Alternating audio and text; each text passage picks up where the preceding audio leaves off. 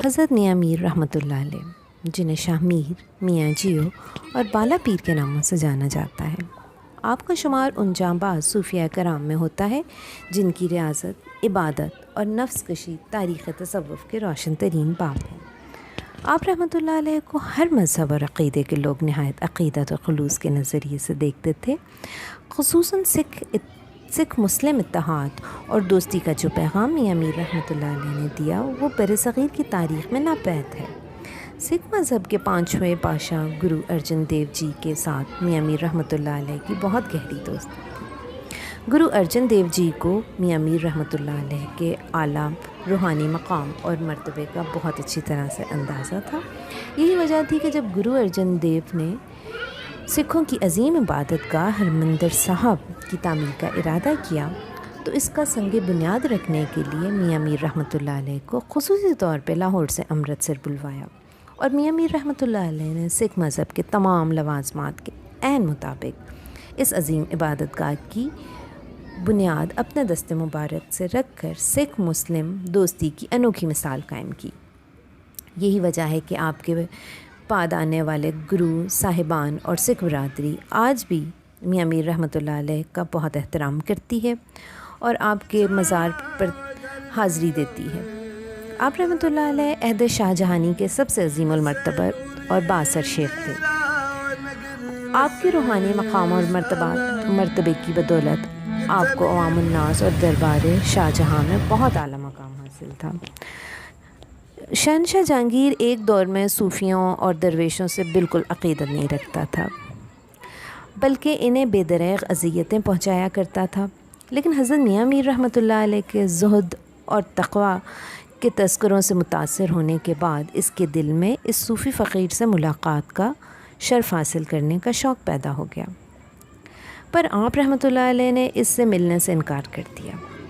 لیکن شہنشاہ جہانگیر نے دوبارہ درخواست بھیجی کہ حضور، میرے امور سلطنت میری آپ کے دولت خانے پر حاضری کے راستے میں حائل ہو رہے ہیں، مگر آپ سے ملنے کا اشتیاق مجھے بے چین کیے ہوئے ہے۔ آپ میرے غریب خانے پر تشریف لا کر مجھے ممنون فرمائیں۔ آپ رحمۃ اللہ علیہ عمرہ کی محفلوں میں جانے سے گریز کرتے تھے، مگر جہانگیر کی انکساری اور عقیدت مندی نے آپ کو جہانگیر سے ملاقات کرنے پر راضی کر لیا۔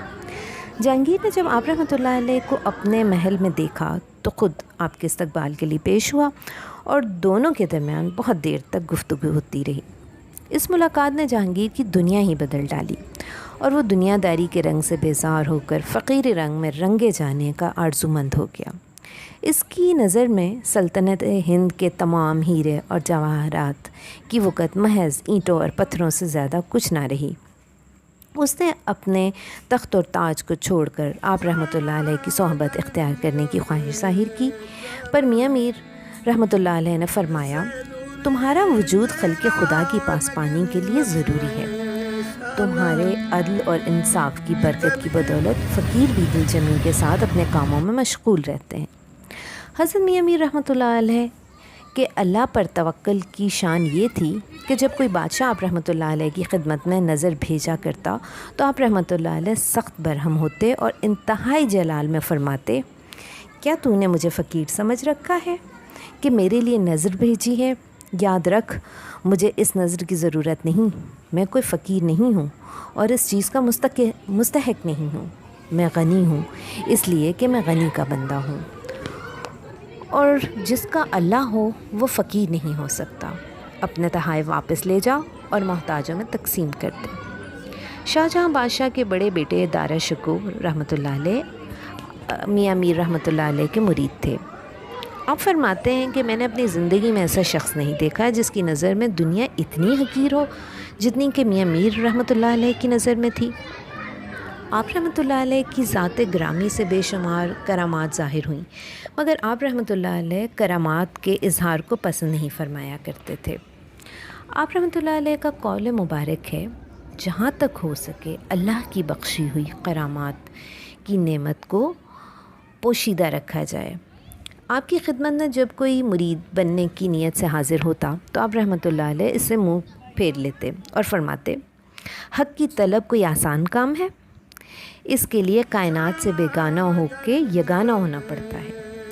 ایک دروازہ، ایک دل، ایک مکان، اس میں کوئی ایک ہی سما سکتا ہے۔ تم چاہتے ہو کہ اس میں دنیا کو بھی رکھو اور اللہ کو بھی، چلے جاؤ۔